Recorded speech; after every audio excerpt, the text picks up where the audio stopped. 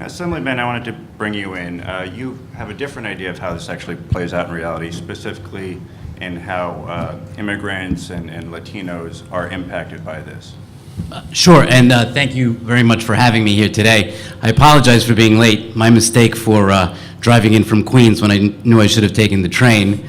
Also, excuse the gruff here. It's not that I had a late night, but it is No Shave November, and it's to raise awareness for cancer. So I just wanted to say thank you, but the realities are that the reason why this has a real impact on our communities is that it is affecting the Latino and immigrant workers. You know, I have 502,000 reasons to support the Scaffold law. And that's the number of minorities that I represent in my district, majority of them in the construction industry. And we can sit here and we can talk about the fact that this doesn't apply, that this is costing the state too much money. As a matter of fact, this is what's actually protecting our workers. And I'm gonna stand on the side of those individuals that have come into my office, mostly immigrant, undocumented folks that really will have to make a choice between a paycheck and safety. That's not what we're here for. We're here to protect those workers. We're here to stand up to make sure that they have every ability afforded to them.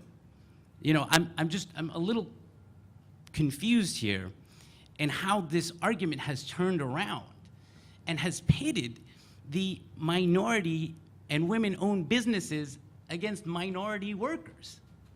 I am absolutely shocked and appalled at that. We are here to protect our folks in this industry. There are bad actors out there. That's a fact.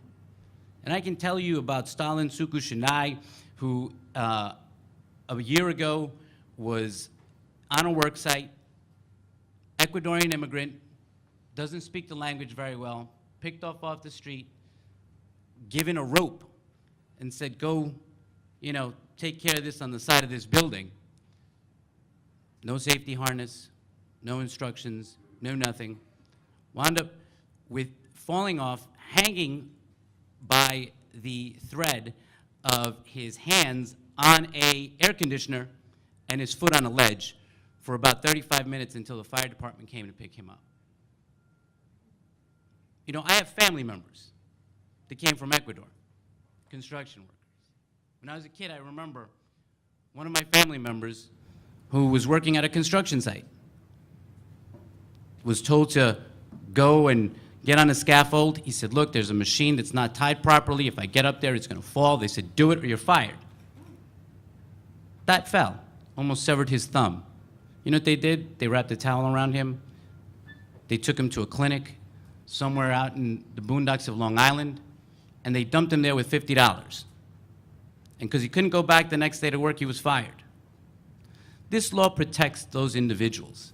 It is not going after the contractors that are doing the right thing. If you want to talk about the insurance rates that are going up, well, we can talk about that. But when 60% of fatal falls in New York State are Latinos, that is an alarming rate when we only make up 40% of the construction workforce. When 74% of that is in New York City with fatal falls that are minorities, that is way too much. 88% of that is in the district in the borough that I represent in Queens.